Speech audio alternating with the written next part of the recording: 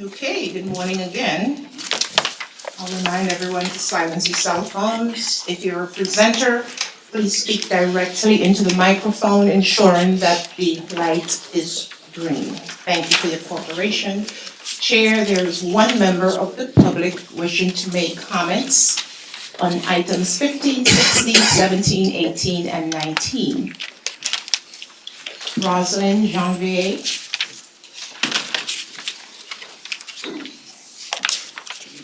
Please step up. Or would you like the microphone brought to you? Someone? Yes. Thank you.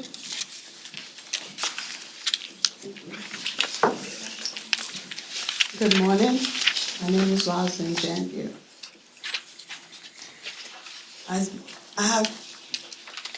The last time I came here, not the last time, July 31st, I came here and I spoke to you about my issues. I had a flood in my apartment. They were supposed to last 3 weeks. Now it's 9 months and 3 weeks. And every time NYCHA tell me that my apartment is ready, it's not ready. So now I don't mind. They downsized my kitchen cabinet. They downsized my sink. Fine. As long my apartment is safe. They know I have medical equipment that needs to be fit in my sink. So they asked me if they could take the sink from the kitchen sink from the apartment where they put me right now, if they could put it in my apartment. I said I don't mind. They say it's not new. I said I don't mind as long as it's workable and my equipment could fit in there. So now I came here because I'm tired. I don't know what you guys want me to do. I'm tired. 9 months and 3 weeks. Every time I was supposed to move in Friday. Monday they were supposed to give me the key. And it's today I still didn't move in. Today, Mr. Green, Daniel Green knew that I'm coming here. He knew that I'm coming here.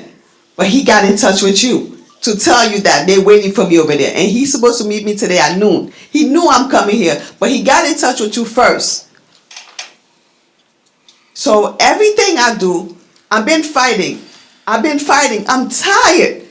What do you guys need for me to commit suicide? What do you guys need from me? What is it that you need? I'm tired. I'm about to have a surgery in January. I'm having problem walking with my leg. They're trying to find a different solution. I need to be home so my aide could be with me. I'm not home. You guys put me in a place that I have to come down every weekend from New Hampshire to take care of my plants. Because my aide cannot stay with me. I don't have an extra bedroom. I need to be home. What do you guys need? I'm here because every time housing tell me my apartment is ready, it's not ready. And you here. They calling you because they know I'm going here. I'm coming here today. What are you gonna do? They get to speak to you. I don't get to speak to you. I emailed you. What do you guys want from me? They tell me to move in. I will move in. But they're gonna finish my apartment while I'm in there. They promised they would take the sink where I'm at to put in my apartment. I'm gonna move in. Thank you very much for your comments. I visited your apartment in October, and with the city council member and also somebody from the congressman's office. I also understand that somebody from the congressman's office, Mr. Green, and 5 other members of the senior staff in Brooklyn are in your apartment right now. When I saw, and I saw a picture of your tub area, your bathroom, your apartment is ready to go. And I hope that you will head back there today, take the keys from Mr. Green, do the walkthrough, and we can put all of this behind us. And they say they're gonna finish the apartment while I'm in there. It's Correct. not complete yet. So Well, I'm trusting you guys well, because NYCHA lied to me. Again, you can speak to Mr. Green, but everything that needed to be done is completed. No, it's not. The additional things that you want to be done That needs to which- be done. will be done while you're in there. But we now have 2 apartments that are not being occupied. Your current apartment that has been ready, and the apartment that you're not living in, that could go to another NYCHA apartment, another NYCHA resident or somebody on our waiting list. Okay, it hasn't been ready. It's probably ready today, but it hasn't been ready. I was supposed to move in Friday. They were supposed to give me the key Monday, and I'm here today. Okay, You well, know I'm I coming here. understand that you're meeting Mr. Green in 2 hours. Yes. So, I hope that turnover goes well. So, next meeting, if they don't fix my stuff, I will be here, right? We're happy to have anyone who wants to come to our board meetings come. Thank you, Ms. Jonvier. Chair, that concludes our public comments portion, and we will proceed with the regular calendar. The first order of business is a motion to adopt the minutes of the regular meeting held on Wednesday, October 30, 2024. Do I have a motion? So moved. Second. Second. Seconded, Vice Chair.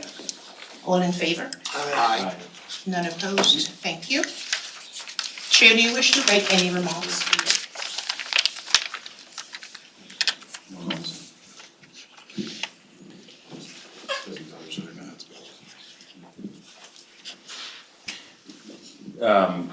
One, just clarification, Mr. Belenfante was not at the last meeting. Okay. Can I Does still that have- move to adopt the minutes? Yeah, that's a good question. He needs to probably not move, it can't be unanimous motion because he can't. Okay, could you repeat, Chair? I'm Well, if sorry. he wasn't at the last meeting, then he can't be part of the motion to adopt the minutes from the last meeting, I would have thought, no? He can He can read read them. them, but he doesn't have the ability to Yeah, say if it, as long as you, I He did read them, okay, great. All right, I'm gonna drop this point. But thank you. Jacqueline's generally on top of things. I know, well, she wasn't here last week. Thank you. That's true, I wasn't here, so I didn't know. but Right, it's I know. generally, it's I know. okay as long as I you know, review them. and we're at a completely, like, it takes us a whole, we're like basketball players, it takes us a long time to get back into the rhythm. I don't know that I have anything else to say other than that. Jake, do you have any comments? No. Thank you. Okay, thank you. Madam CEO, do you have any comments? Yes, thank you. Good morning, everyone. Today we'll hear from our CFO and EVP of Finance, Anika Lescott Martinez, on NYCHA's 2024 year-end budget and our year-end budget forecast and our 2025 budget. To preview, after months of hard work from every NYCHA department, and in particular from our finance department, we are projecting a balanced budget for 2024, a significant achievement compared to our adopted $35 million deficit, as well as a balanced budget for 2025. So, yay. NYCHA continues to face over $500 million in cumulative tenant arrears as of October 2024. We continue to advocate for our residents and notify them of opportunities for financial support. I'm pleased to report that NYCHA has 2 new rental arrears assistance program, CRA and HomeARP, to help tenants recover from the economic impacts of COVID-19 and support tenant rent arrears. CRA and HomeARP may distribute up to $185 million in total to cover past rental arrears. CRA may distribute up to $35 million in state funds, and HomeARP may distribute up to $150 million in federal funds. The program application period for CRA and HomeARP launched on October 17th to over 61,000 potential eligible households. So far, over 1/3 of those potentially eligible households have already applied. Outreach to potential eligible residents is being conducted through email, mail, text, and robocalls, as well as in person through door-to-door canvassing to encourage them to apply. I am encouraging those who are eligible to apply, and I am encouraging all tenants to please get current on your rent. Last board meeting, we talked a bit about the work that we've done regarding our fire reporting. And I'm happy to report great progress on fire reporting from the collaborative, as well, and well-planned efforts between NYCHA's quality assurance, safety, and technical programs and fire safety departments. Since fire reporting began earlier this year, NYCHA is down to 13 developments with fire impairments, a sharp decrease of over 72% from 45 developments as of September 2024. The number of fire guards per development has also gone down significantly as well. Last year, NYCHA had over 150 sites with fire guards, most with coverage 24 hours a day, 7 days a week.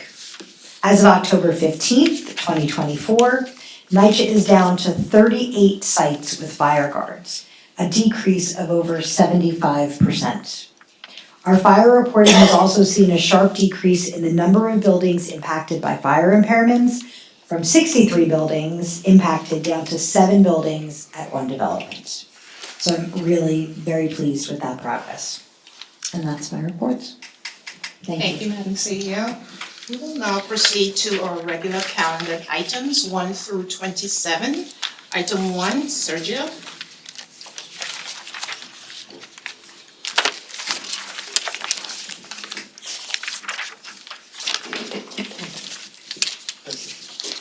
Good morning, board members. My name is Sergio Paneque. I'm NYCHA's Chief Procurement Officer. I will be presenting item number 1 for your consideration. This resolution seeks authorization to amend the authority's procurement policy manual, which is originally implemented in January of 21 and subsequently revised in July of 21 and May of 22. As part of NYCHA's ongoing procurement transformation and continuous improvement efforts, the Office of the Chief Procurement Officer, in collaboration with the Office of the Board Secretary, conducted a process improvement exercise.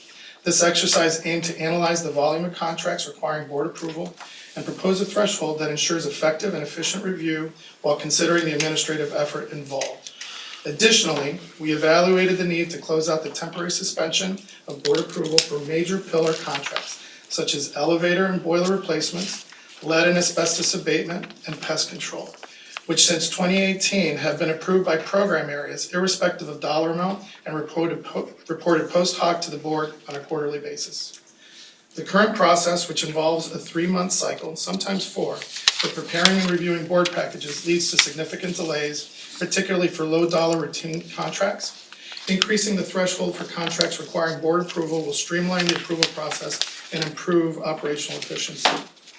In response to the need for greater efficiency and reduction in the overall volume of contracts, we identified opportunities to streamline the process and reserve board attention for more substantive contracts and policy items.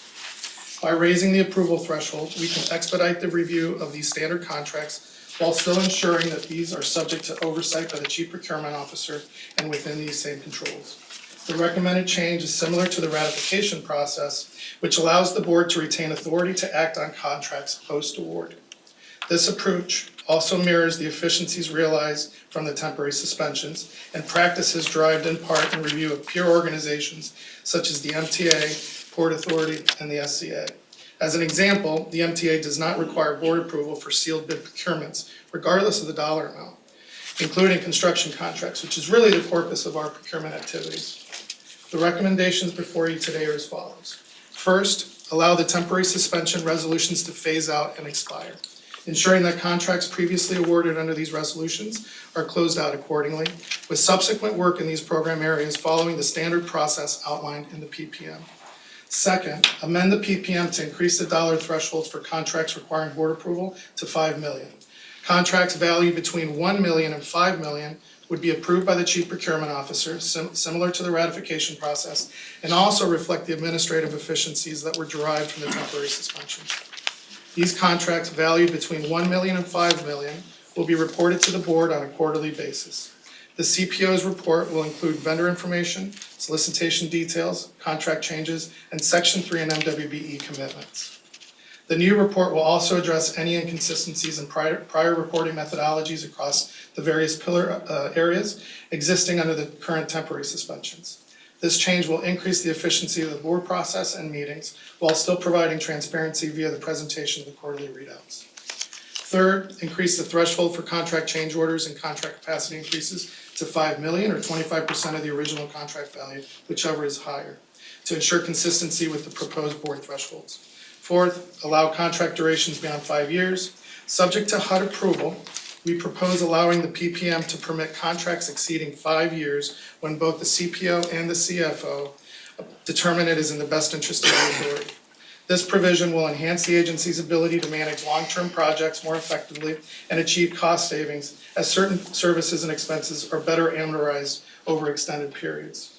Lastly, update several key definitions critical to the administration of procurement and contracting at NYCHA.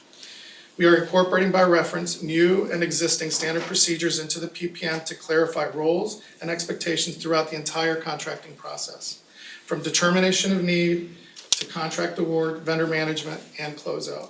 As I mentioned earlier, the initial PPM took effect on January 1st, 21 and was revised in both 21 and 22. We believe the proposed revisions presented today will improve operational effectiveness and better reflect the scale and complexity of NYCHA's business, both administratively and under the oversight of you as a board. Okay. So let me start if I could. I'm sure people have questions. So I had a chance to go through with the team this proposal in some detail a few weeks ago. And they answered a lot of questions that I had, and I think they adjusted what they were gonna do accordingly, which is great. And I think it sounds to me like everything that you're proposing, I think everything you're proposing is consistent with what we talked about. I just wanna make sure I understand the one thing clearly, which is the report that you're gonna provide. Let me just say it back to you and what I think is coming, and then you tell me if I got that right. What I'm hoping for, what I want, is regular report, I forget how often you said it's gonna come, but we can quarterly, thank you, to the board, right? Correct. Okay, to the board on, that basically compiles all of the contracts that otherwise, under the current rule, basically, would have come before the board, but under the new procurement rules are not. Correct. So they're probably between, the contracts that are between, 1 million and 5, and yeah, exactly, and all the other stuff.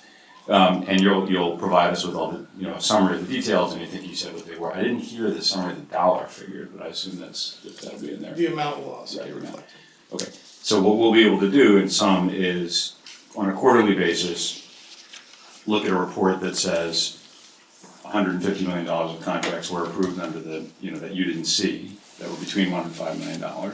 And here's how many there were, and here's what they were for, and it doesn't have to be this level of detail, but here's what they were for, here's how long they were, here's the amount, all that kind of stuff.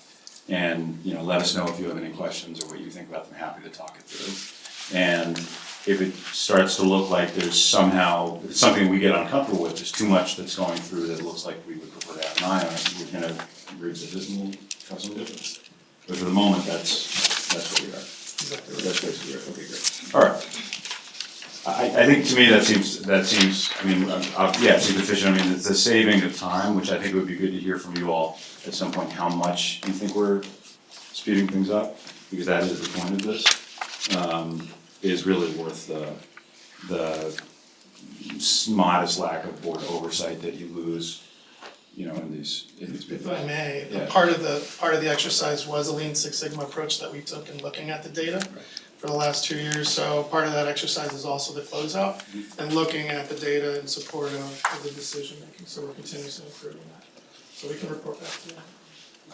There's just one quick question, just to confirm, a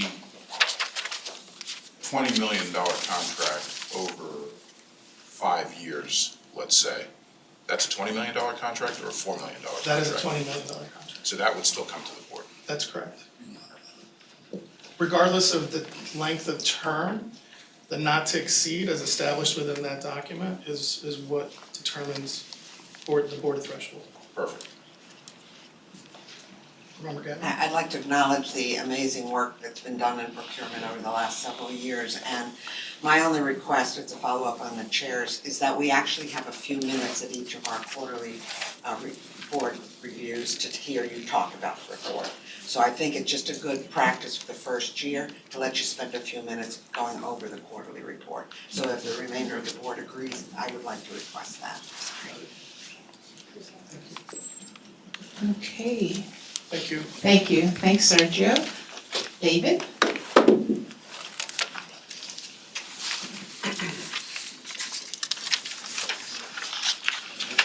Morning, board members, Madam CEO, Madam Secretary.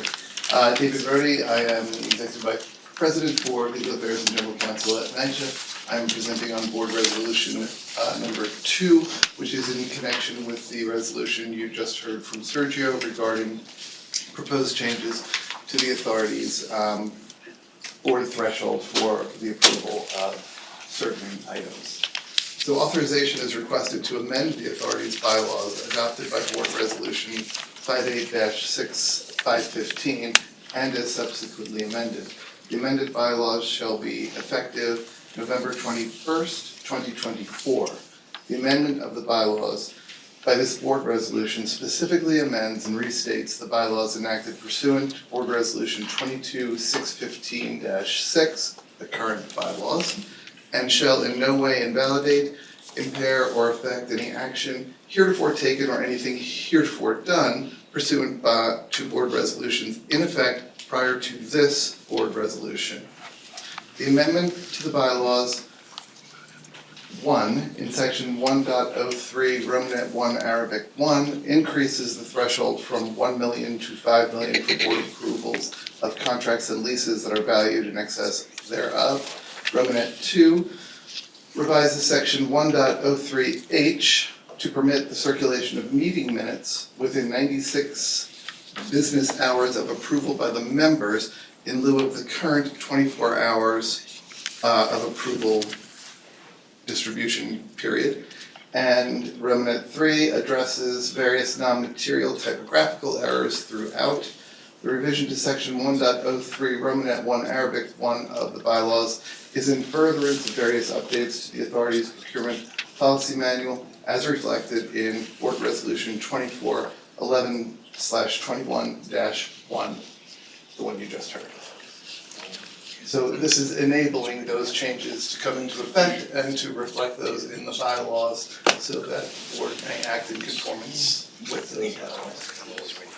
Any questions? Yes, Vice Chair. I just wanted to be clear. So we're gonna see these things quarterly, according to what the report we just done.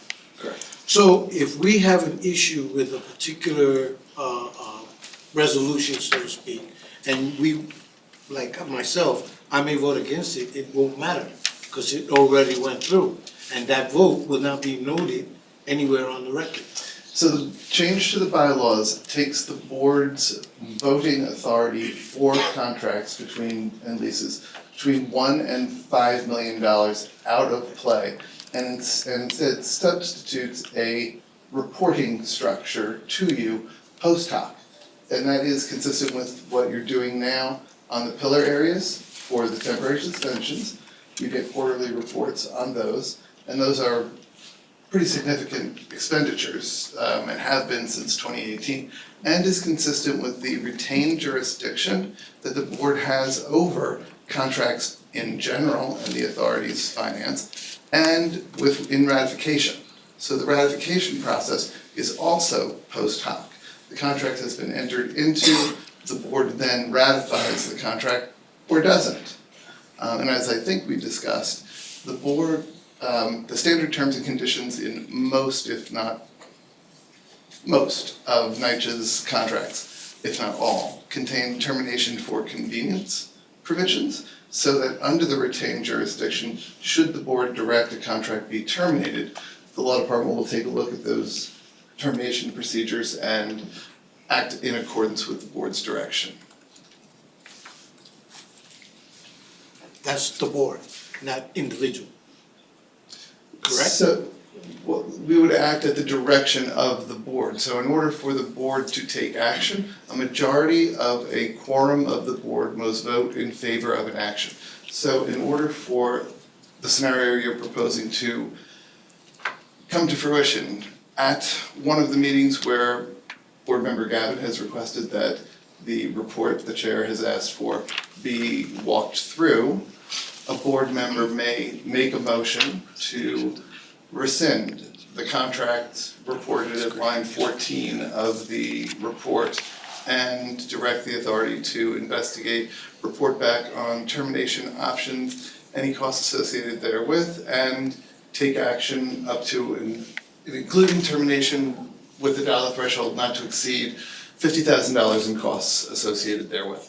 If that motion were to carry from the board, so you make the motion to rescind, the board carries that motion, that would be the direction that would take us down that path.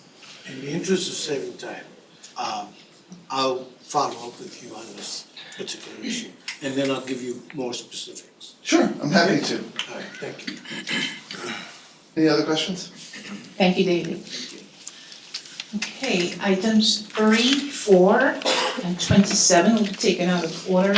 Anika, and I believe 27 co-presented with Andrew. Good morning, board members, CEO. My name is Anika Lescott Martinez. I'm here to present to you items 3 and 4, which is the 5-year operating and capital plan. So first, I'll take you through a quick presentation and then we will formally go through the resolutions. So we are really pleased, as Lisa mentioned, that we are going to adopt a balanced budget in 2025 and report to you today that we expect that 2024 will also end in a balance.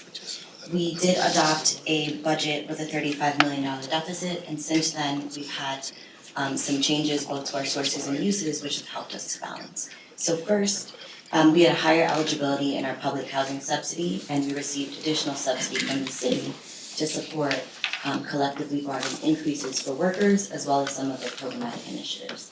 From a uses perspective, we did have higher than anticipated overtime spending, and we'll talk more about that in a few slides. And we had emergency repair needs at the properties, which caused us to increase our contract spend and our supply spend. From a savings perspective, though, we did see a reduction in costs in our utilities, specifically our electricity accounts. Next slide. Rent arrears. Our cumulative rent arrears collection rate is 67%. That means we are collecting 67% of all the rent we charge over a 12-month period.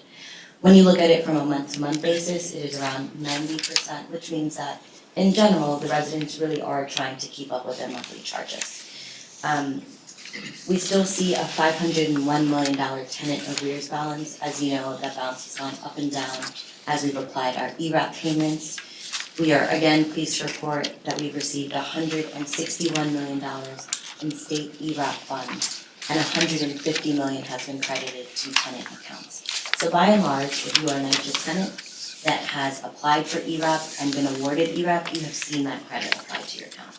The remaining really is for exception payments and items that we have to work through specifically with the state.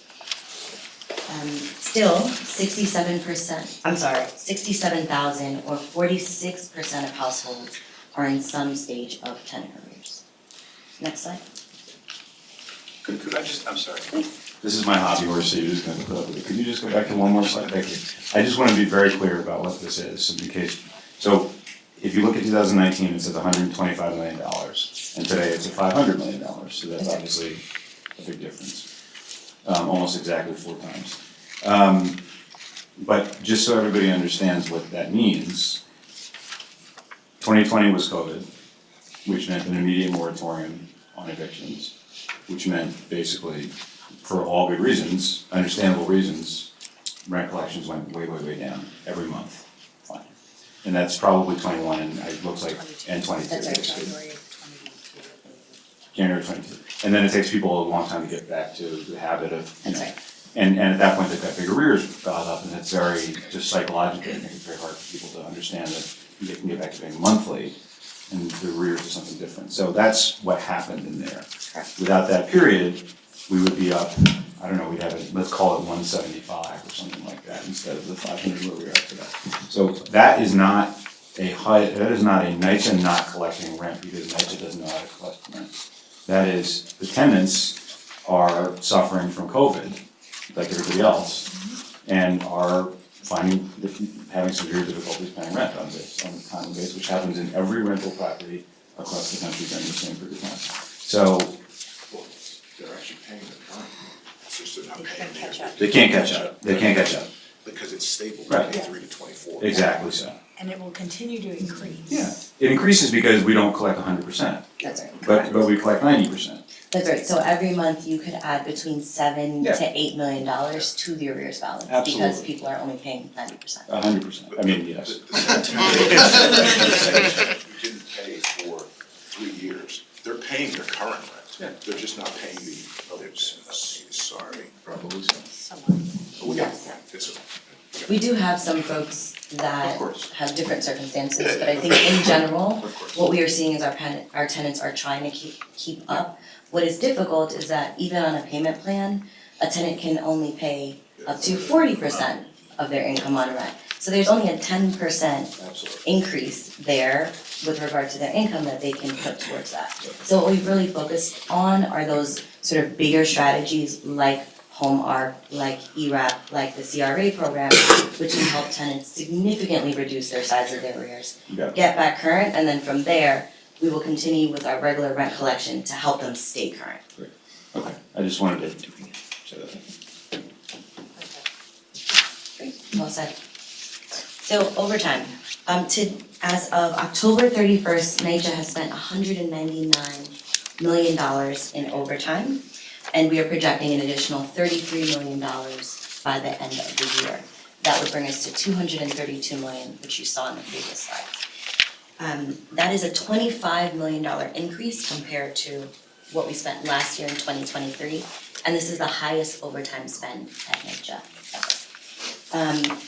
It's important to note though, when you look at the codes and the titles, that in general, 29% of our overtime is for schedule shift coverage. So these are the caretakers and the maintenance workers, which are working on Saturdays to keep the developments clean. So we expect that level of spend. And the same could be said as well of our emergency spending. We have emergencies in a couple different categories. One is general emergency and another is weather-related emergency. And so those two things together are around another 30%. So there is a level of overtime that NYCHA should expect to spend, between the $100 million range, but I think above that is where we have to be a bit more conscious of how we're spending and why. So on the right-hand side, again, it sort of mirrors, because you see the caretakers and the maintenance workers with the higher percentage of spend in terms of titles. And then what you would expect down below are the folks who work primarily on the work order backlog and the HUD agreement pillar areas, plumbers, painters, plasterers, carpenters, elevator mechanics and the like. So we will be working next year on a series of overtime control measures headed by operations to bring that number down to something more consistent. Next slide. So now we'll get into the 5-year operating plan. So the CEO and chair received $439 million of requests across NYCHA, across all the different departments, mainly to expand programmatic initiatives. We found that 31% of all the requests related to the HUD agreement pillar areas. And we did, in our deliberations, prioritize the pillar areas as well as our property expenditures. So what you see in terms of the approval is $197 million worth of new needs approved. We've laid out some major categories in the chart. The pillar areas and asbestos account for around $120 million, and if you also add in the properties, that's around $160 million. However, there are things that we have to do just as a business to continue to run and perform our duties as a landlord. So we did need to make good investments in our Section 8 program, our asset and capital management function, our real estate function, our IT function, and in general, looking at our utilities and insurance costs. Next slide. So what does that mean for 2025? We buried the lead, so yes, we are projecting a balanced budget this year. We do think that we will have enough sources of revenue to cover our expenditures. We are projecting around a 90% rate for our tenant rent collection for that year, plus $125 million of home ARP payments coming through. We are approved for a total of $150 million, so we are taking a bit of a more conservative approach in the budget. If we get 150, that will just be icing on the cake. In terms of our Section 8 program, you do see a growth in Section 8, both in the sources and uses. So you see additional Section 8 subsidies and admin fees coming in up top, and you also see higher Section 8 landlord payments coming down below. As I mentioned, $182 million overtime budget. So if you think about where we are now and where we need to get to, that's a significant amount that we will need to control next year. Next slide. Our 5-year plan is not quite as rosy. So while we are able to balance 24 and 25, we have deficits looming in the out years. This is not unlike what we've seen at NYCHA before. There really is a structural problem related to public housing, the way that it's funded.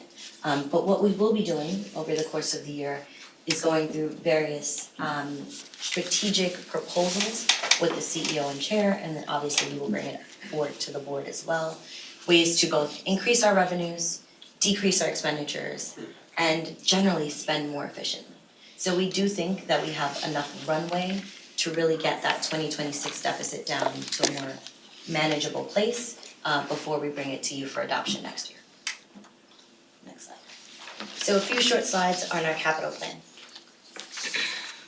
So this year, we have a capital plan that addresses $7.8 billion of our $80 billion need, and we project that $3.4 billion in total will be available in 2025. We tend to see that our capital plan is really front-loaded. The funds that you don't spend in 2024 get rolled over into 2025 and they become available for expenditure. That is consistent with our funding agreements. So for example, HUD, for every grant, you have 4 years to expend that grant. So they do anticipate that you will spend over a series of time, and that is consistent with how we plan and implement our capital projects. But there's good news. NYCHA has received $1.4 billion in capital expenditures in 2024 to date. So we are spending about $137 million on capital projects every single month. And that is a real testament to our ANCM function and all the other players that help us to spend the money. Next slide.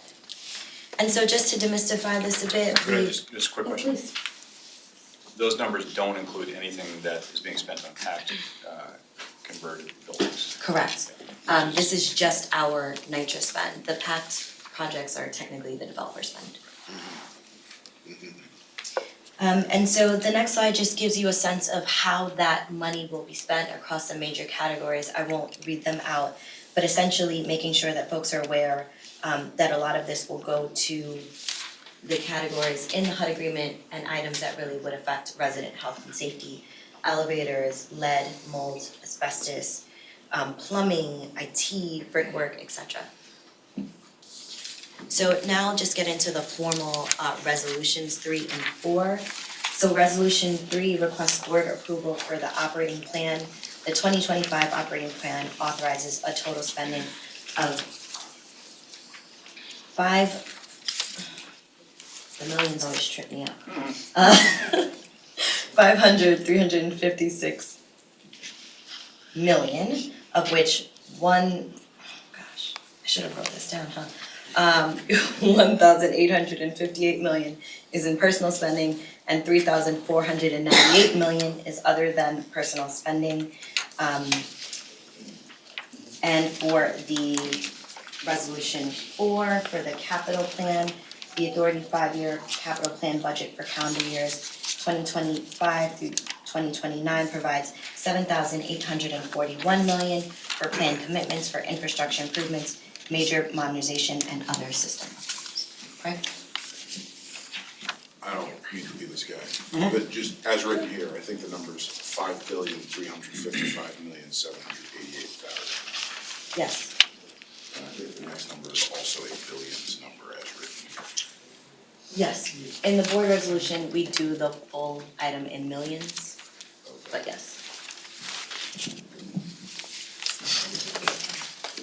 Doesn't work usually. I just wanna make sure we're approving the rate.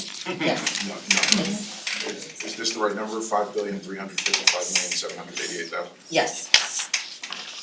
$840,592,000. Yes. Okay. Yeah, in the board resolution, you do the entire thing in millions, it's probably easier to do it in billions with decimal points, which is certainly my preference. What is that? Oh, is there a question? Oh, one question, I'm Yes, sorry. Mr.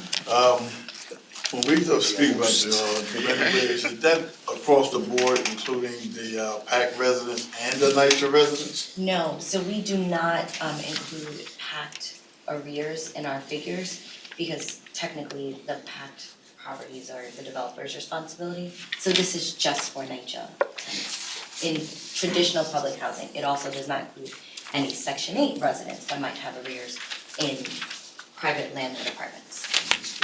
And when it comes to the maintenance, like all the overtime, the maintenance workers, the Takers.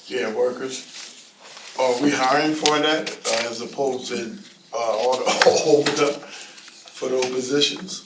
It's interesting that you would say that. So what we've actually found at NYCHA is that when we hire more people, we have higher overtime.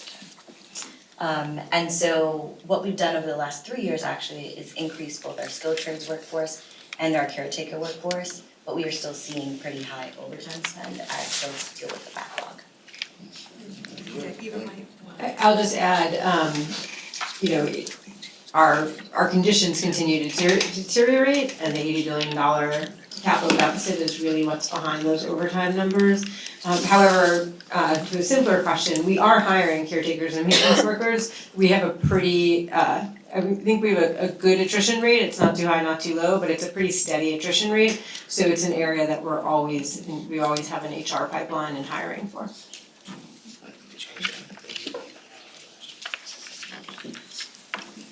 So I'll make a couple comments about it. So first of all, thank you for all this, and thank you to your team for the budget and finance team that did all the work, not all the work, but that did the work to pull together the budget and now analyze it, shepherd it through all that. It's a lot of effort, and I know there were some fairly significant bumps along the way.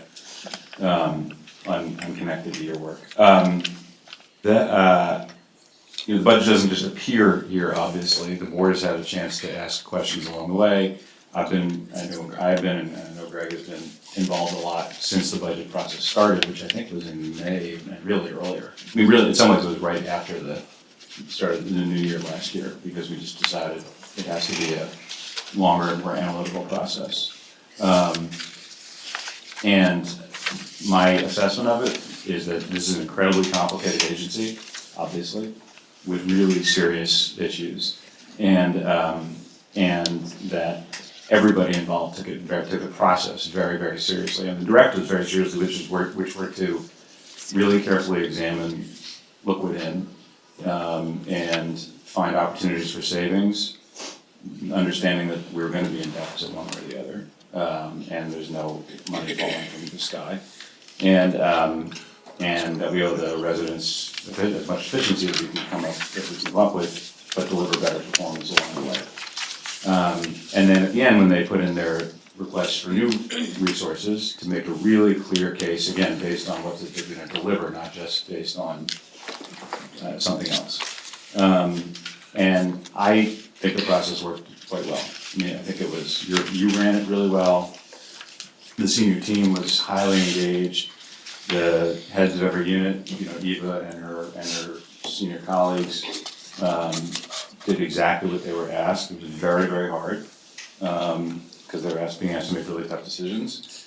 It was incredibly transparent. I think people would say within that it was transparent. People sort of understood what the gives and takes were within each other.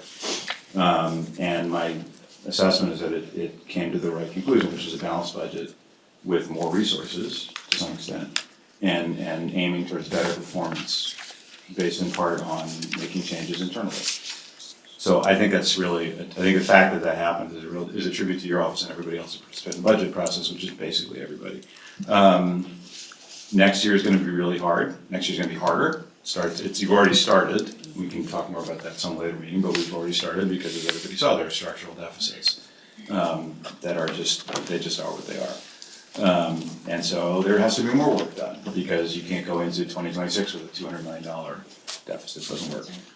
So next year's gonna be really hard, and you guys have started planning and working toward that, and we'll do it the same way. But this was a great training year for that in some ways.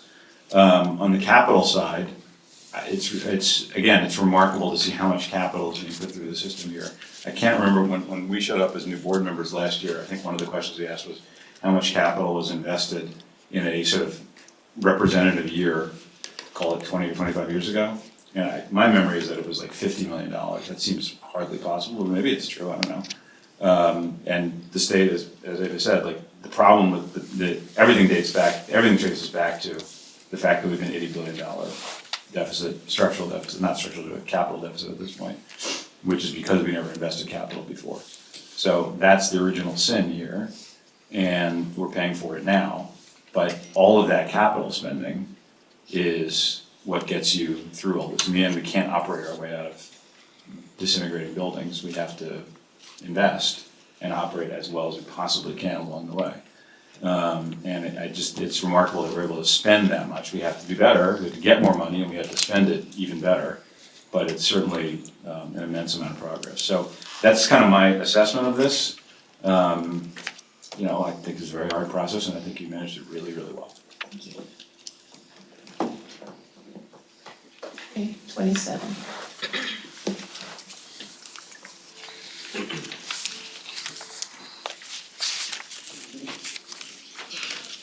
Who's this good-looking young guy?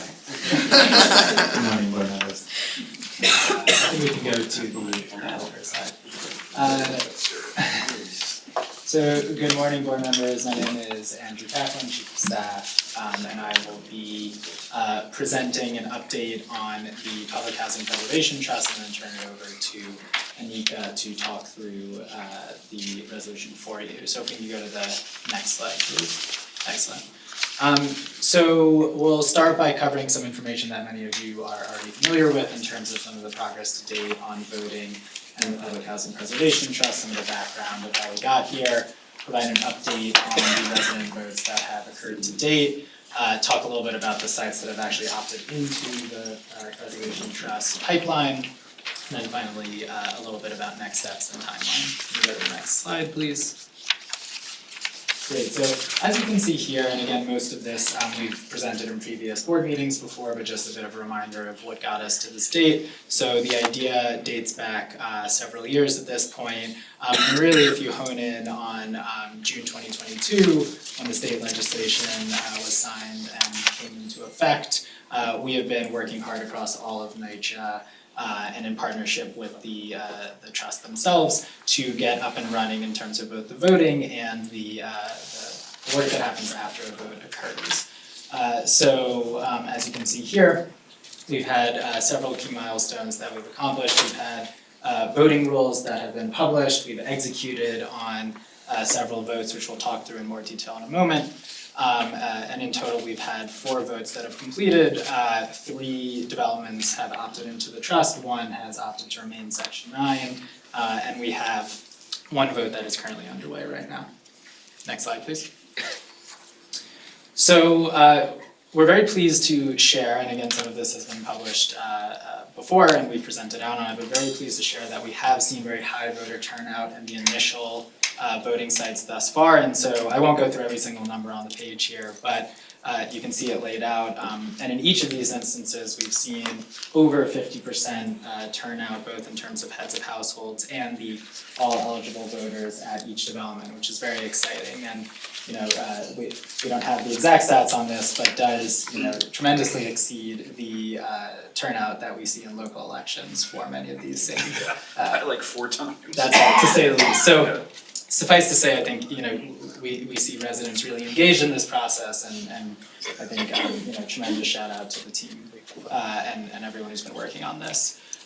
In terms of the results, so Nostrand Houses, Bronx River Addition, Unity Towers, all 3 of those developments, the most votes were for the trust, and then at Coney Island Houses, the most votes were for remaining in Section 9. Next slide, please.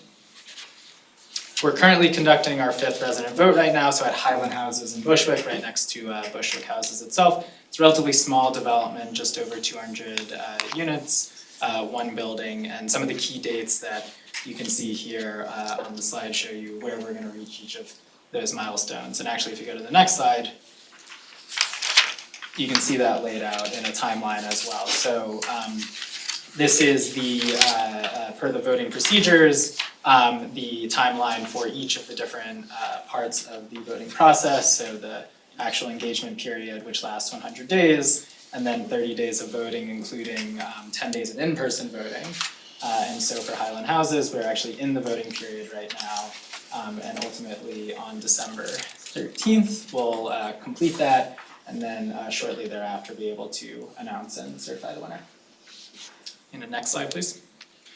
So just to summarize it, where we are right now in terms of the 3 developments that have opted in the pre-development process. So for those 3 developments, Nostrand, Bronx River Addition, and Unity Towers, it's a total of just over 1,500 units, over 2,800 residents, and per the 2023 20-year P&A, just over $750 million in capital need to be addressed at the sites. Next slide, please. And then just lastly, laying out a very high-level pre-development timeline, right? So after a vote occurs, we then go through the process of working with the trust on pre-development and execution leading up to a financial closing. So different elements of the work is laid out here. In terms of the property management, so per the model, the NYCHA property management continues, and then after closing would continue underneath the trust leasehold. The tenancy administration process, which is a critical part of this, involves recertifications, preparing residents for conversion, and then ultimately closer to the actual financial close, working through lease signings, just as we would with a PAC development. In terms of the financing process, layering that throughout to make sure that the NYCHA and trust staff are working together on developing the financial package and also in day-to-day partnership with our fellow colleagues in HTC, New York City HTC. And then lastly, on the modernization and preservation work, actually going forward with the procurement for the design builder. The trust is leading that work alongside NYCHA staff. And everything that goes into that, which is far more complicated than what's laid out here, but involves, for example, site investigations, apartment inspections, solicitations, and a lot of refinement leading up to design and then ultimately construction. So as you can see here, at a high level, we're looking at early 2026 for the financial close, a milestone that we always use for these sorts of Section 8 conversions. And very excited to report out on the progress to date. So with that, I will invite Anika to come back up and talk about the resolution itself. Yes. Out of curiosity, I didn't see Manhattanville in here. So Manhattanville is in the PAC pipeline. It's a project that predates. So it's not, I got it. That's right. Okay. It's not part of this work. No problem. That's right. Thank you. No problem. Any other questions? Okay, Anika? Consistent with the programmatic timelines that Andrew put forth, we have a resolution for the board.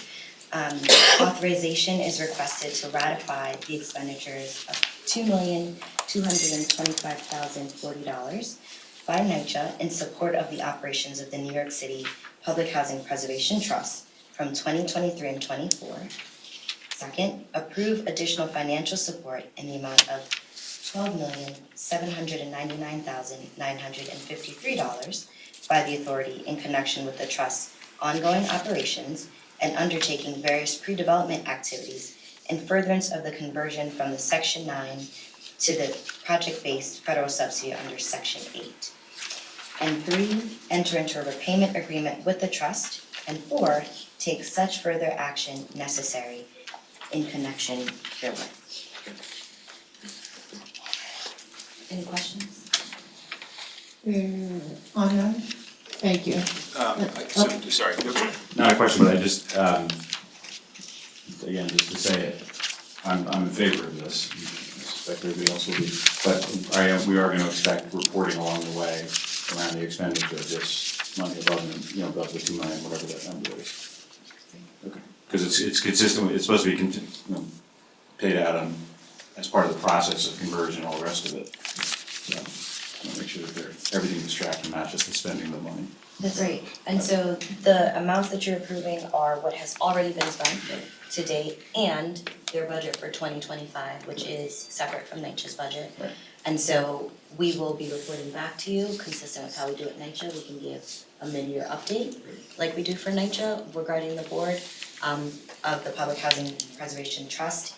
And of course, this time next December, we'll come back to you to approve their 2026 budget. Thank you, Anita and Andrew. Item 5.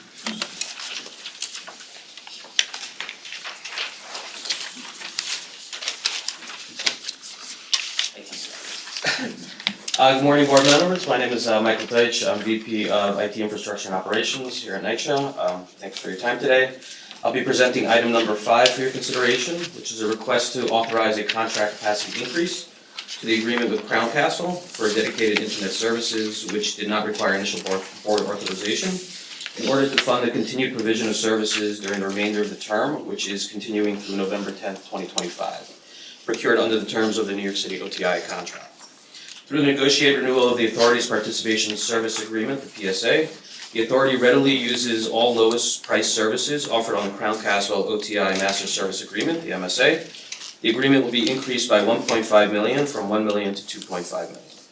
Under this agreement, Crown Castle provides dedicated high bandwidth network circuits, including dedicated internet access, virtual private lines to the authority's major cloud providers, as well as dark fiber services. These services are essential for leveraging our current and strategic technologies, provisioning for continued growth and increasing efficiencies. Over the past 2 years, the authority has continued to increase its cloud presence. Services such as Siebel Maximo, storage for backups, and other services continue to transition to the cloud, and need for protected dynamic local failover circuits has become a critical requirement to ensure maximum network uptime and efficiency. The authority also continues to increase its internet-based services, such as increased general internet access, Microsoft Office 365, and internet-based call center services. Additional to central office internet access, the authority will be upgrading the bandwidth of our field office broadband services, which in turn require an upgrade to the central office circuits. These upgrades in bandwidth provide the authority network the ability to reduce more expensive field office Verizon ELAN services. Lastly, as the authority continues its strategic roadmap of growth and transition from legacy to new, there has been necessary additions of parallel infrastructure on storage backup and replication requirements. These transitions have culminated in a need for the additional dark fiber that services these critical storage services. Crown Castle Section 3 hiring plan was approved under the United States Department of Housing and Urban Development rule, labor hours. Crown Castle indicated on its Section 3 hiring plan that the total estimated labor hours is 50, and the Section 3 total projected labor hours is 0. Under other economic opportunities, Crown Castle has agreed to provide grants to 3 or more of our registered NYCHA resident-owned Section 3 business concerns.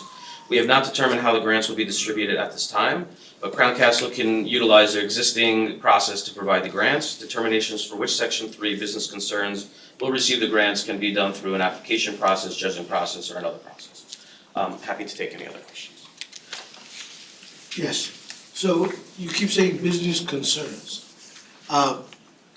So these OEOs at whatever development we have, they're not restricted only to the residents of that development. They are also open to the community at large. As I understand it, but I can get clarification. Yes, Provided. and while you're doing that, is it ever an OEO where the residents are not included and it's just basically the community at large? Not that I'm aware of, but I will also get you that clarification. Please, thank you. Excuse me.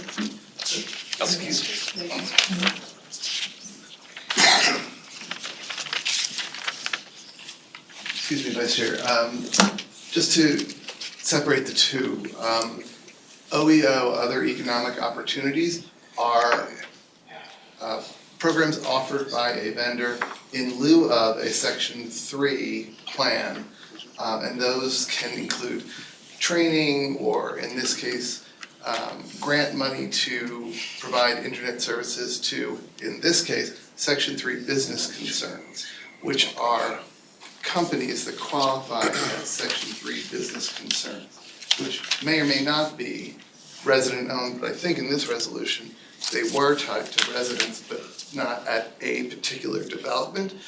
Since this is an enterprise contract, it serves all of NYCHA, so the to-be-determined award of the grants would be to resident-owned Section 3 business concerns. That's part one. Part two is there ever an OEO where the NYCHA residents are not considered and it's just the community at large? No. Other economic opportunities are those negotiated by NYCHA through RISB, through Yuka's team.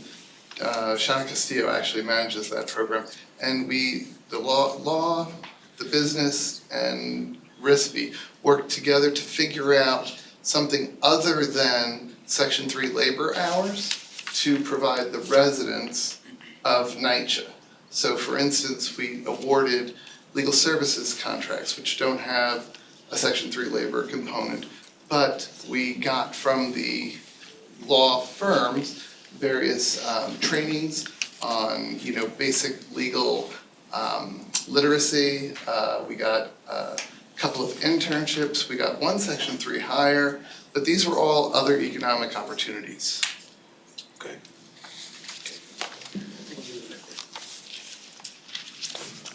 Thank you, David. Thank you, Michael. Item 6, Dia.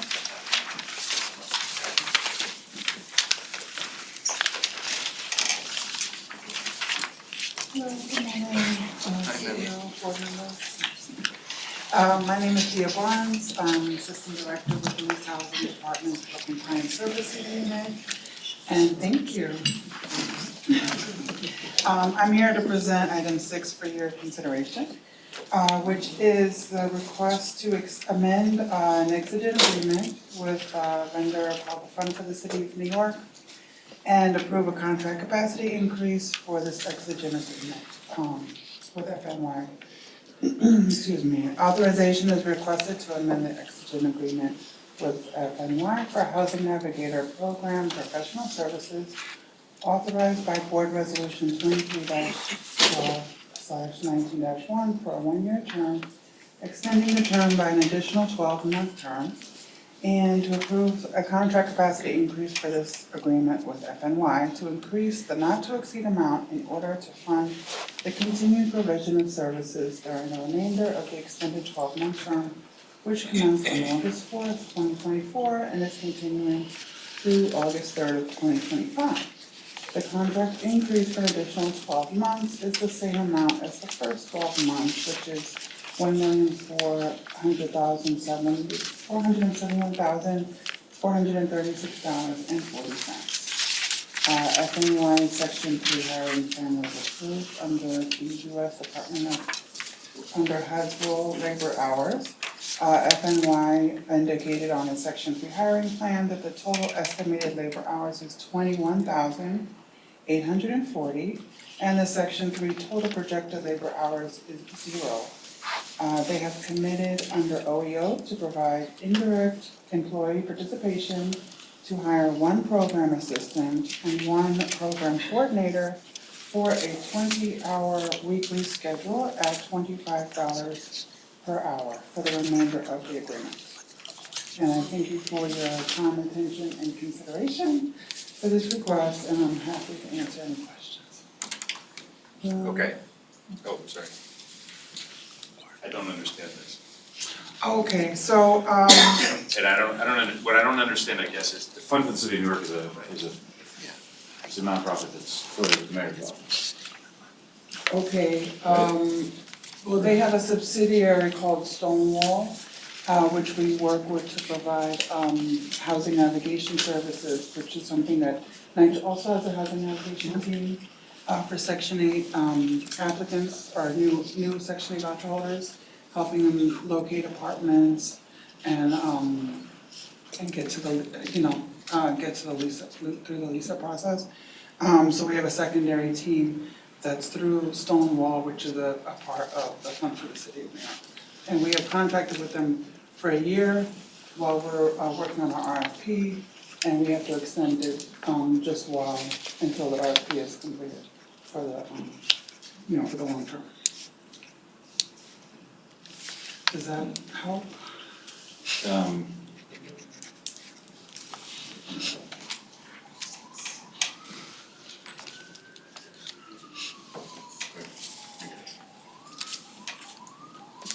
Okay. Chair, I just want to add that there was an original board resolution that the board approved back in December of 2023. And this is a contract capacity increase on that already board approved resolution. I wasn't here then. 2023? This is what year are we in now? 24. Oh my God. It's a capacity increase in the same amount, so you've not The increased. same amount, in the same yeah, we amount. just need to continue services, so there's no break in services while we finish the RFP, which actually is completely in the spring, so Right. we won't need the entire. So you've not increased the amount, the No. contract was already approved. Right. And so, the second explanation was better than this. That was a good explanation. Okay. Thank I remember that, thank you. Okay, thank you. Items 7 through 11. Well done, corporate secretary. Good. Well done. Yeah, that was nice.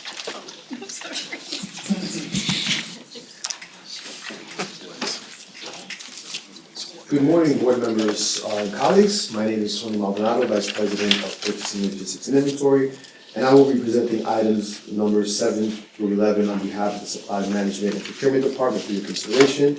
All these items I will be referencing are contracts for goods only, so a Section 3 hiring plan is not required for the item.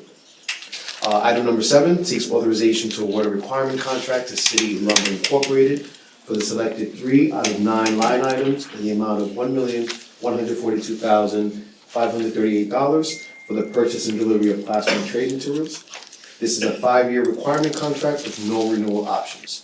A vendor name check dated June 12, 2024 was vetted by the Procurement Ethics and Vendor Responsibility Unit, citing no issues to preclude award, and that the vendors deemed responsible for a contract award was not true. Item number 8 seeks authorization to award a requirement contract to Mensch, Mill, and Lumber Corp., reference to as MM&L, for the selected 6 out of 9 line items in the amount of $1,426,938.24 for the purchase and delivery of plastering trade materials. This is a 5-year requirement contract with no renewal options. There's a negative 41.36 variance rate between MM&L bid and the authority's cost estimate. This variance is attributed to MM&L's competitive pricing strategy. Supply Management Procurement Department was able to obtain the exact items through some internal process improvements, and awarded to the lowest bidder resulted in significant cost savings to the authority. A vendor name check dated April 12, 2024 was vetted by the Procurement Ethics and Vendor Responsibility Unit, citing no issues with the award, and that the vendors deemed responsible for a contract award was mentioned. Item number 9 seeks authorization to award a requirement contract to Sid Tool Company Incorporated, DBA MSC Industrial Supply Co. for the selected 82 out of 94 line items in the amount of $1,211,830.48 for the purchase and delivery of wrenches, cutters, and pliers. This is a 5-year requirement contract with no renewal options. A vendor name check dated March 1st, 2024 was vetted by the Procurement Ethics and Vendor Responsibility Unit, citing no issues to preclude award, and the vendor is deemed responsible for a contract award. Item number 10 seeks authorization to award a requirement contract to Craftsman Supply Corporation, DBA Dayton Supply Company, known as Craftsman, in the amount of $4,129,740.35 for the purchase and delivery of heat exchangers. This is a 5-year requirement contract with no renewal options. Vendor name check dated November 15th, 2023 was vetted by the Procurement Ethics and Vendor Responsibility Unit, citing no issue to preclude award, and that the vendor is deemed responsible for a contract award with NYCHA.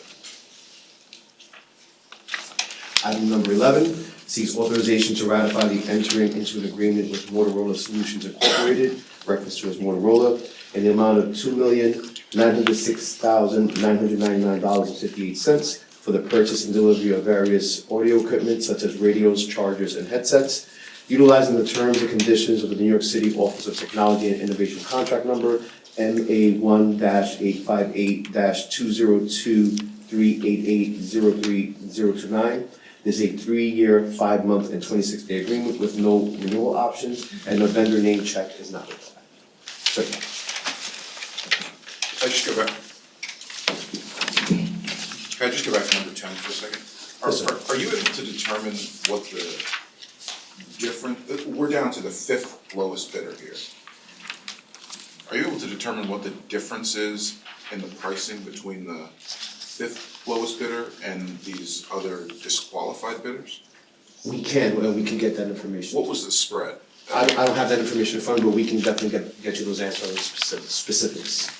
And do you know why they were deemed, like it said, not to failure to submit a complete bid, but why were they deemed, Most of the time, by the time you get to those situations, it's because the vendors are being non-responsive. So there are various requirements, they're supposed to submit them, they miss deadlines, and they're not responsive, and then it goes to the next vendor. Non-responsive, like they missed a deadline by a day? It could be a deadline, or it could be the failure to submit documents that are required under the contract. Got it. What number is this, number 10 that you're referring to? It's in box 11, the first, second, third, and fourth lowest bidders were deemed non-responsive for failure to submit a complete bid. Yeah, I'm just trying to understand what that means exactly. What is it, like, these bids, like, you're supposed to put Jacqueline C. Hernandez and you spelled Hernandez wrong, so that's incomplete, or is it?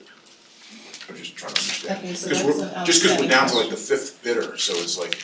We can get you those answers, right? I just don't wanna say it off the top without me having the information. Okay, thanks. Thank you. Sonia. Items 12 through 14, Erenice.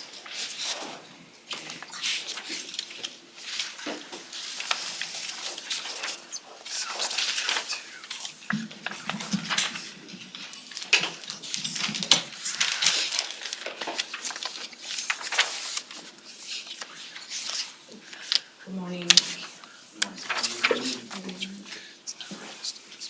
Can you hear me now? Good morning, board members, Madam Secretary, CEO, and members of the public. My name is Erenice Tavares. I'm the Vice President for Manhattan Property Housing Operations. This morning, I'll be presenting items 12, 13, and 14 on behalf of Property Housing Operations Division. Item number 12, authorization is requested to ratify the award of an indefinite delivery, indefinite quantity contract for pump repair and replacement services. This IDIQ contract is a citywide agreement awarded to the lowest responsive and responsible bidder, Watson Plumbing, Heating, and Building Services, Inc. It includes 2 one-year renewal options, which may be executed at the authority's discretion. The contract covers pump repair and replacement with scope that includes but is not limited to furnishings of all labor, material, insurance, incidentals, permits, equipment, related items required for repair and replacement services on as-need basis on properties across all boroughs. The types of pumps covered under this contract include water pumps, house pumps, and associated equipment. The requested not to exceed amount is $5 million. The projected total labor hours is 8,000 and with 2,000 Section 3 hours. A vendor name check dated June 3rd, 2024 was vetted by the Procurement Ethics and Vendor Responsibility Department, which found no issues to preclude award. Any questions? Proceed. Thank you. Items 13 and 14 seeks authorization to approve contract capacity increases for 2 identical IDIQ contracts awarded to J.R. Cruz Corp. For water main repairs. These contracts are originally approved by the board, resolutions 21-2/24-11 and 21-2/24-12, each for an initial 3-year term with a 1-year renewal option. The requested increase adjusts not to exceed amounts allowing continued provision of services during the remainder of the first 1-year renewal option term, which commenced June 24th, 2024, and continues through June 28th, 2025. Both contracts provide for water main repairs with a scope that includes all labor, materials, incidentals, equipment, permits, licenses, and insurance required for water main repairs. These contract capacity increases are necessary to meet the current growing demand for water main repairs during the authority's developments citywide. The requested not to exceed amount is $1,250,000, projected total hours 175 section 3 labor hours for each. No vendor name check is required for either contract. Thank you. Thank you. 15 through 20, Jacqueline.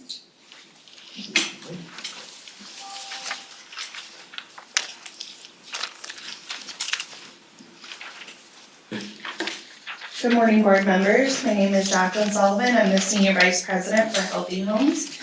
And I am presenting on items 15 through 20 today. Items 15, 16, 17, and 18 are requesting authorization to award 4 related citywide contracts for lead-based paint X-ray fluorescent, or XRF, testing inspection services. Each contract has a not to exceed amount of $10 million. Item 15 is for ALC Environmental for a total projected labor hours of 60,000 with 15,000 Section 3 labor hours. Item 16 is for AirTech Environmental for a total projected labor hours of 40,000 with 10,000 Section 3 labor hours. Item 17 is for Core Environmental Consultants for a total projected labor hours of 124,800 with 43,680 Section 3 labor hours. Item 18 is for CAM Consultants Core for a total projected labor hours of 16,640 with 6,240 Section 3 labor hours. Item 19 is requesting authorization to award a citywide contract for fixture flushing services and Legionella water sampling and testing to TRC Environmental Corporation. This contract has a not to exceed amount of $3 million and the total projected labor hours is 10,000. TRC has committed under OEO to provide project support for 2 college interns from May through August. Item 20 is requesting authorization to award a citywide contract for asbestos investigation, project monitoring, and laboratory analysis to Total Quality Environmental. This contract has a not to exceed amount of $3,269,130.43. The total projected labor hours are 2,500 Section 3 labor hours. Please let me know if you have any questions. Thank you, Jacqueline. Thank you. 21 through 25, Oliver.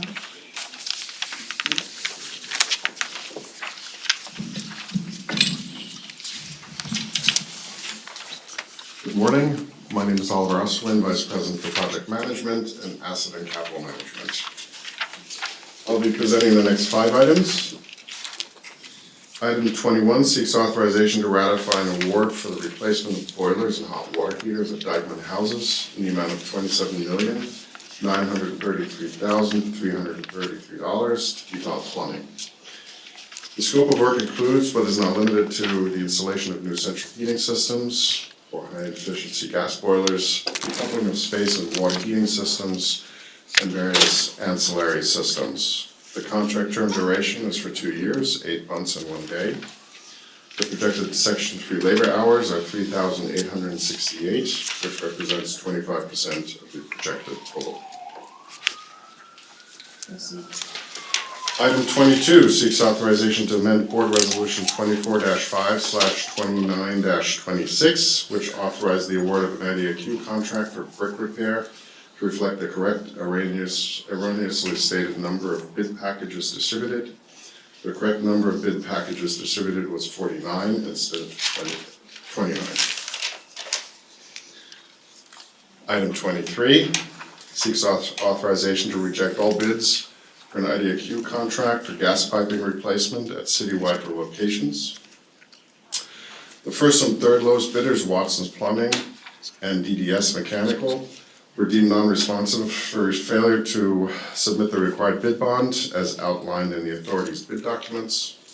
The second lowest bidder, Richards Plumbing, was the lowest responsive and responsible bidder, but was deemed ineligible to be awarded this contract. Richards Plumbing currently holds 2 contracts with NYCHA for gas piping testing and faces a potential conflict of interest as the vendor responsible for both testing the gas piping and recommending necessary replacements. Richards Plumbing would also be executing the replacement work. This dual role would create an incentive to recommend more extensive repairs or replacements than may actually be needed. To ensure unbiased recommendations and maintain transparency, it is generally preferred to have separate contracts for assessment and execution responsibilities. ANCM will modify the contract and rebid it. Questions? We'll go to items 24 and 25, which seek authorization to ratify contract capacity increases to IDIQ contracts for environmental investigation and abatement monitoring services in the amounts of $15 million and $14 million to Genesis Environmental Consultants and AirTech Environmental Corp. Respectively. The authority entered into one IDIQ with Genesis and one IDIQ with AirTech in the amounts of $15 million each. The revised total contract amounts will be $30 million and $29 million respectively. The contract capacity increases were required to meet the environmental investigation requirements for ANCM's capital projects. The projects involving earth moving, elevators and boilers must comply with the National Environmental Policy Act through thorough environmental reviews. This process has revealed emerging environmental conditions that require immediate attention and additional resources. These contract capacity increases will enable ANCM to meet this and other environmental testing requirements critical to ANCM's capital initiatives. A letter of award was issued to Genesis for a 3-year term with 2 one-year renewal options, which commenced July 9, 2020 and is continuing through July 8, 2025. And a letter of award was issued to AirTech for a 3-year term with 2 one-year renewal options, which commenced on July 8, 2020 and is continuing through July 7, 2025. Genesis has stated they anticipate utilizing a projected 9 Section 3 new hires. And AirTech has stated they anticipate utilizing a projected 60 Section 3 new hires. Any questions? Thank you, Oliver. Thanks. And item 26 Madam Secretary, yes. before we move on to 26, may I have a moment for David Rowley? Yes, but I did respond to David's response. Just a moment.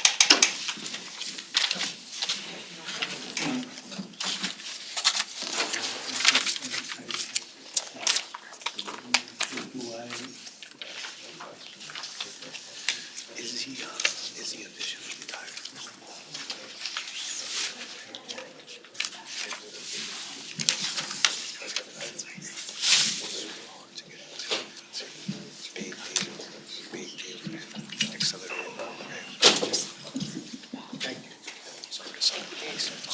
So before, is that, you're set?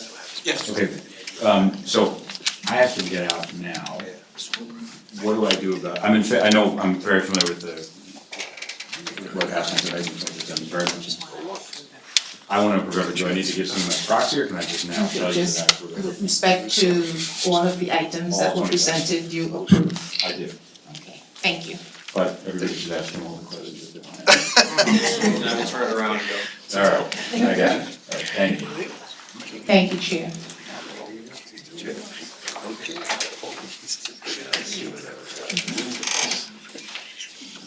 Ready to go? Yes. Oh, thank you. Good morning, board members.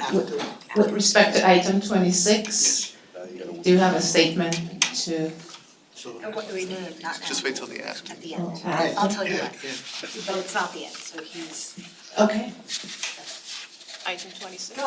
Thank you. Good morning, board members. My name is James Hall. I'm the Senior Project Manager on the Transactions Team in the Real Estate Development Department, and I'll now present item number 26. To date, NYCHA has facilitated over $6.4 billion in investment to over 23,000 units through the PAC program. Over 9,000 units have completed construction, representing over $1.7 billion. Over 15,000 units are now in various stages of planning, engagement, or pre-development. In total, over 38,000 units have been identified for the program. We're seeking board approval related to the PACT conversion of one development, Manhattanville. The development consists of a total of 1,272 units. We first came to the board for this conversion in October 2023 when we sought board approval to submit the initial applications to HUD. We're now coming back to the board to request authorization to seek final HUD approvals and enter into documents necessary to close on the PACT conversion at Manhattanville later this year. Through NYCHA's PACT program, NYCHA seeks to convert developments from Section 9 funding to project-based Section 8, which is a more stable source of federal funding. We do this using HUD's Rental Assistance Demonstration Program, known as RAD, and by partnering with a team of private and nonprofit developers, general contractors, property managers, and social service providers. Manhattanville was part of PACT Round 11, and additional details about the procurement are in the board materials. The PAC partner for Manhattanville is made up of the following groups: Gilbane Development Company, Apex Real Estate Development LLC, and West Harlem Group Assistance, of which Apex Real Estate Development LLC is a certified minority-owned company, and West Harlem Group Assistance is a nonprofit. The property manager is ELH Management, a non-minority entity.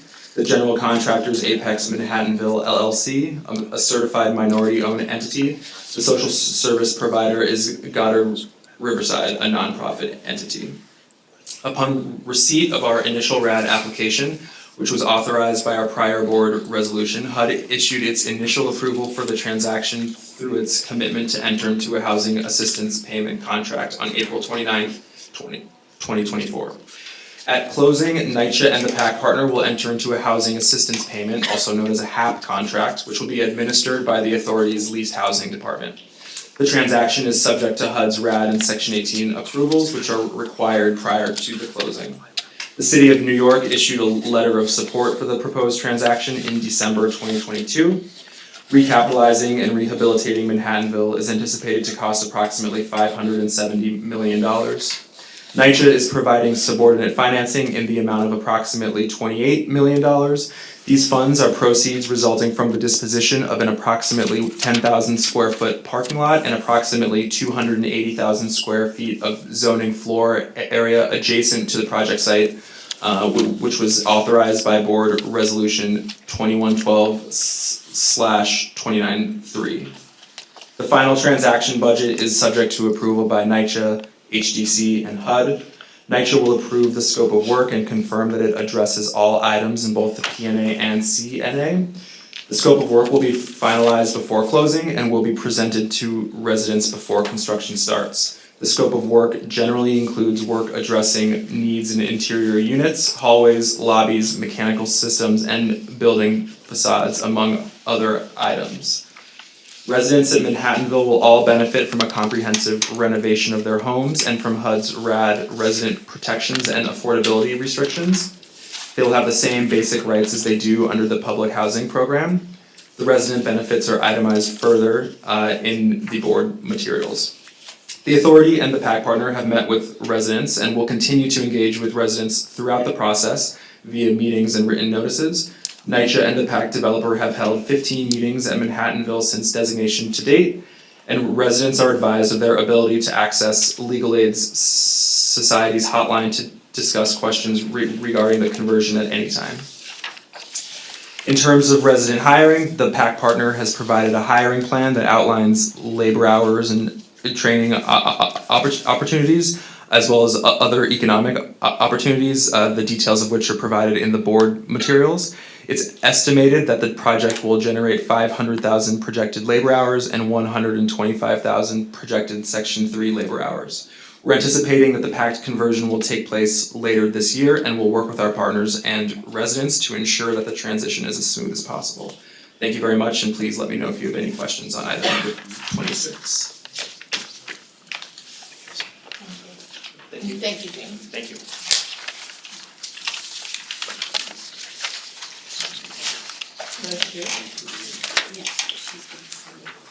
Yeah, when she does that, did we go to 27? 26. She goes. Correct.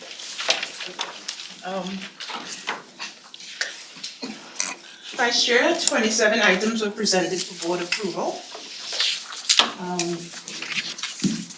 Note that the chair, who had to leave early, indicated on the record his vote for approval of all 27 items. May I have a motion to approve the 27 items? Madam Chair, I respectfully have to recuse myself from item number 26. The record is duly noted. And so may I have a motion to approve the 27 items with a notation in the record that the vice chair recused himself from number 26 and that the chair indicated in the record his approval of all 27 items. Gavin. Thank you. Seconded by? I'll second. Member Miller, thank you. All in favor? Aye. Aye. None opposed? Thank you. And board, being that all the members before you today, all the matters before you today have been addressed, may I have a motion to adjourn this meeting? Thank you. Second. Seconded by the vice chair. All in favor? Aye. All and none opposed. Thank you. The recorded end time, 11:35 a.m. Thank you all. The next NYCHA board meeting is scheduled for Wednesday, December 18th, 2024 at 10 a.m. See you then. Thanks all.